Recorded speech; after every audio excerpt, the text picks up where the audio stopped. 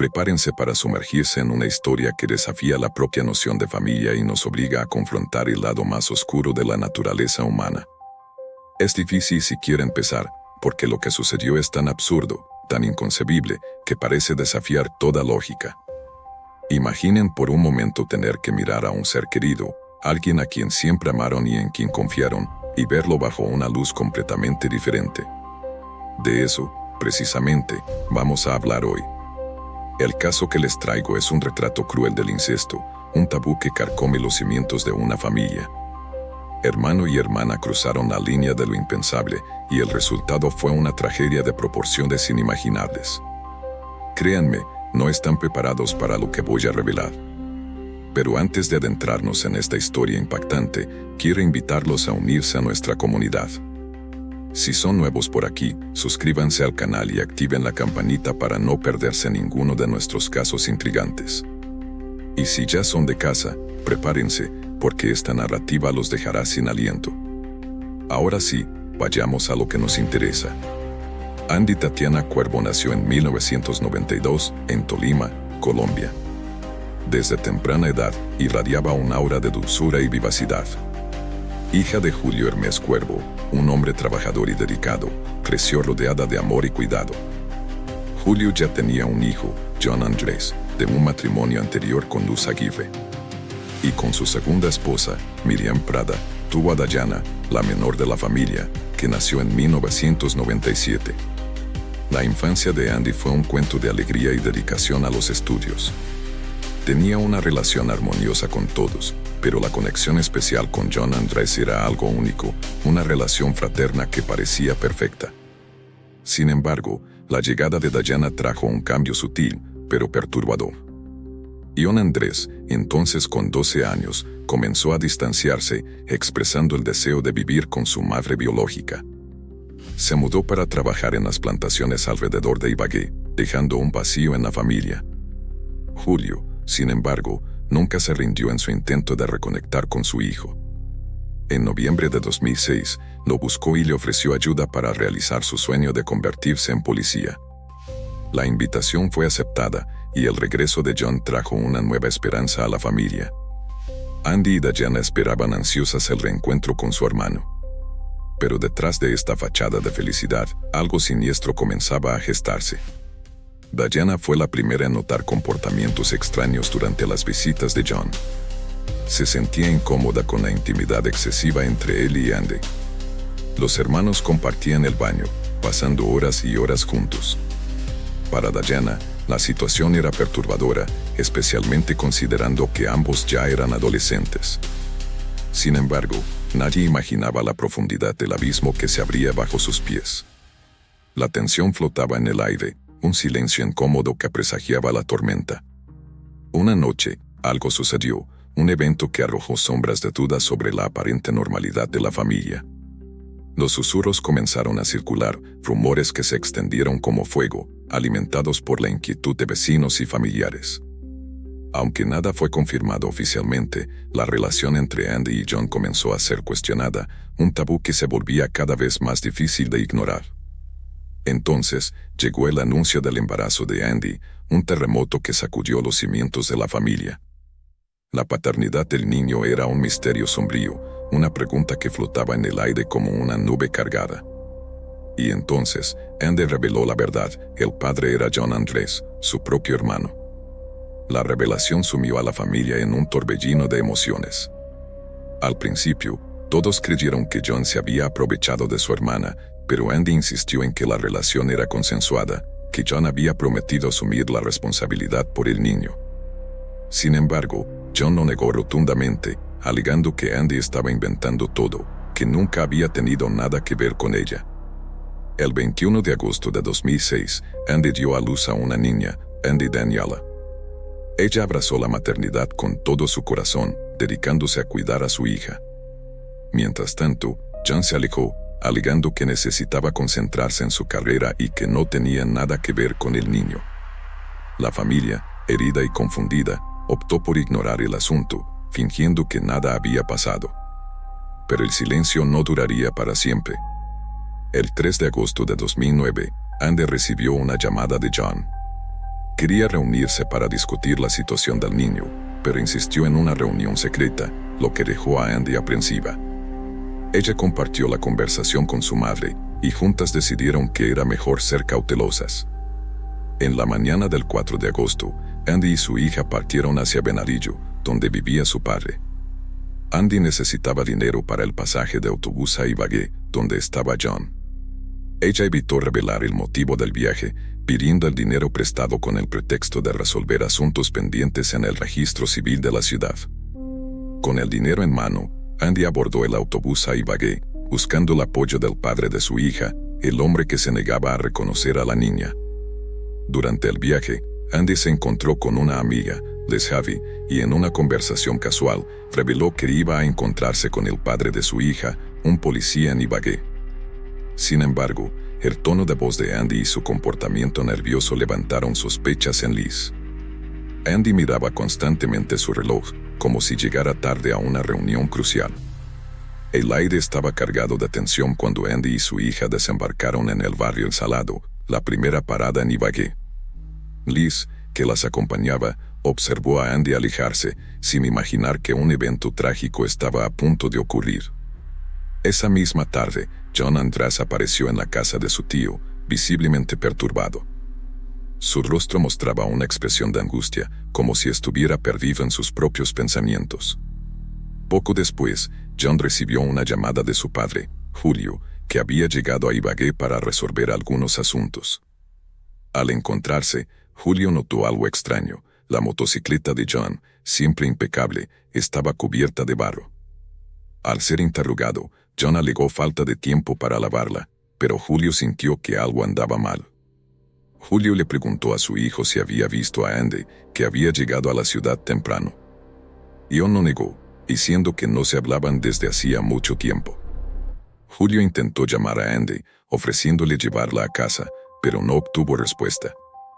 A medida que pasaban las horas, la inquietud de Julio aumentaba. Decidió ir a la casa de Miriam, su ex esposa y madre de Andy, donde la verdad sobre el viaje de Andy salió a la luz. La revelación llevó a Julio a confrontar a John, quien una vez más negó haber visto a su hermana e intentó convencerlo de que ella estaba con otro hombre. John incluso sugirió que Andy se había encontrado con el verdadero padre de Andy, Daniela, negando cualquier relación con la niña. Julio le pidió a John, como policía, que ayudara en la búsqueda de Andy, pero él se negó, alegando que no pertenecía al departamento responsable. La desesperación de la familia crecía a cada minuto. Denunciaron la desaparición al Ministerio Público e iniciaron una búsqueda angustiosa de Andy y su hija, distribuyendo carteles por todo Tolima. Lamentablemente, la esperanza de encontrarlas con vida se desvaneció el 7 de agosto de 2009. La policía encontró el cuerpo de Andy a orillas del río Chalo, en una propiedad llamada Argentina. Julio, con el corazón destrozado, identificó el cuerpo de su hija. La bebé Andy Daniela seguía desaparecida, y las esperanzas de encontrarla con vida eran mínimas. En el Instituto de Medicina Legal, la autopsia reveló que Andy había sido víctima de asfixia mecánica y había sufrido múltiples lesiones, lo que indicaba un ataque brutal momentos antes de su muerte. En los meses siguientes, el Ministerio Público de Ibagué intensificó las investigaciones para descubrir qué sucedió realmente y encontrar a la bebé desaparecida. Como parte de la investigación, las autoridades solicitaron un perfil criminal del posible responsable e interrogaron a varios testigos, incluidos familiares y amigos. Miriam, la madre de Andy, reiteró en declaraciones a los medios que su hija había salido a encontrarse con su hermano, John Andrés. Sin embargo, John negó rotundamente el encuentro. El giro decisivo llegó con los relatos de los residentes de la zona, que comenzaron a incriminar a John. Varias personas afirmaron haber visto a un hombre con la apariencia de John y la misma motocicleta que él poseía, acompañado de una mujer que cargaba a un bebé. Durante más de un año, la investigación parecía estancada, pero en realidad se estaba llevando a cabo discretamente. El 21 de noviembre de 2010, los detalles del trabajo policial fueron revelados al público. La fiscalía había ordenado la detención de John Andrés. La operación fue llevada a cabo por el Cuerpo Técnico de Investigación de la zona donde John trabajaba como especialista en explosivos en la Escuela de Policía de Buga. Los detectives descubrieron que había trabajado durante 5 años en haciendas de la región, lo que le proporcionaba un amplio conocimiento de los alrededores del río donde se encontró el cuerpo de Andy. Otra pista crucial fue el testimonio de un testigo clave, un trabajador que, el día de la desaparición de Andy, vio una motocicleta similar a la de John Andrés estacionada cerca del puente del río Chalo. Además, las entrevistas y los informes confirmaron un secreto oscuro. Había una relación sentimental entre los medio hermanos que evolucionó hacia algo peligroso. Las autoridades plantearon la hipótesis de que los conflictos entre Andy y John se intensificaron cuando Andy, cansada del rechazo de John hacia el bebé, amenazó con demandarlo para que asumiera la responsabilidad. Esta situación podría comprometer la carrera policial de John. Aprovechando su licencia entre el 1 y el 10 de agosto de 2009, John llamó a Andy para encontrarse, bajo el falso pretexto de discutir la situación del niño. Su verdadera intención era eliminar cualquier rastro de su paternidad, ya que no había ninguna prueba de ADN hasta el momento. Él creía que, eliminando a Andy y al bebé, podría negar la paternidad sin pruebas en contra.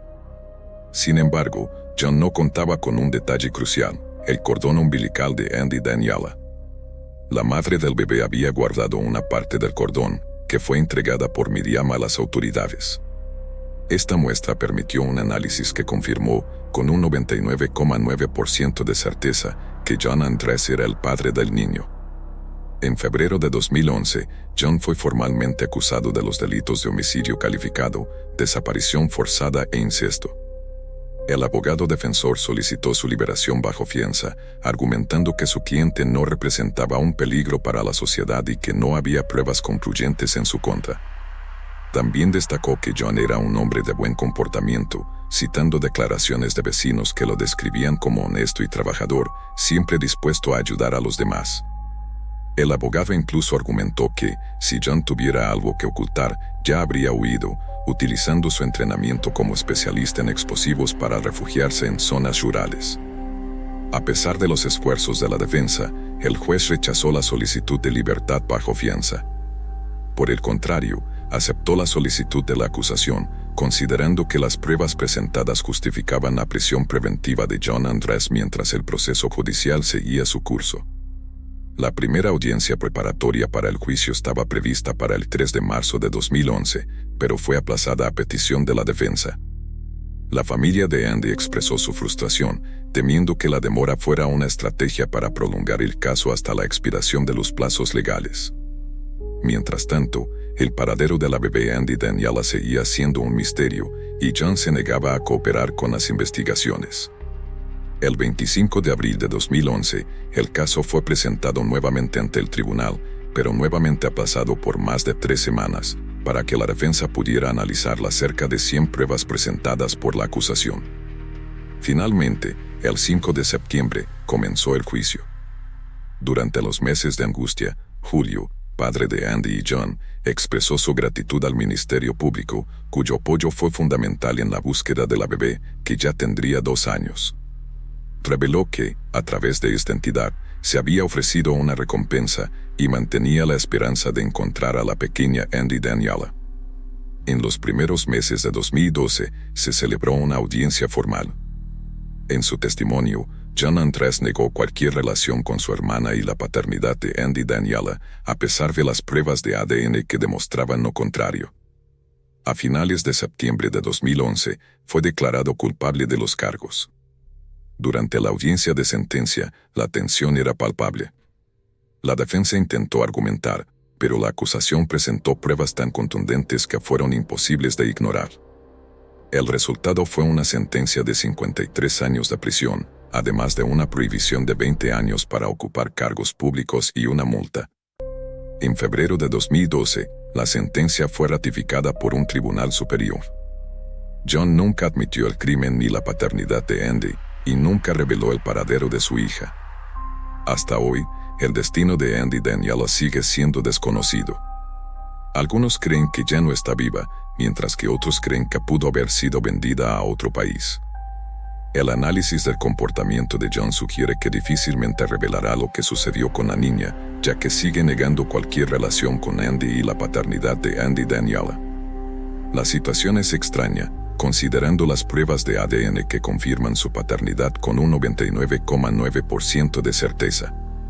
Este caso, como se mencionó al principio, retrata la trágica consecuencia de las relaciones incestuosas. Casos similares, como el de la familia Platt, donde padre e hija tuvieron un hijo, demuestran lo destructivas que pueden ser estas relaciones. Espero que esta historia los haya conmovido tan profundamente como a nosotros. Cada detalle, cada giro, fue cuidadosamente elaborado para brindarles la mejor experiencia posible. Desentrañar estos misterios juntos es lo que nos impulsa, y saber que están del otro lado de la pantalla lo hace aún más gratificante. Nuestro objetivo es construir una comunidad increíble aquí en Historias Criminales, un espacio donde podamos compartir nuestra pasión por las historias reales y debatir los misterios que nos intrigan. Y para eso, contamos con su ayuda. Cada me gusta, cada comentario, cada suscripción, es como un faro que guía a más personas a nuestro canal. Cuando interactúan, YouTube reconoce que nuestro contenido es relevante y lo muestra a un público más amplio, ayudando a nuestra familia a crecer.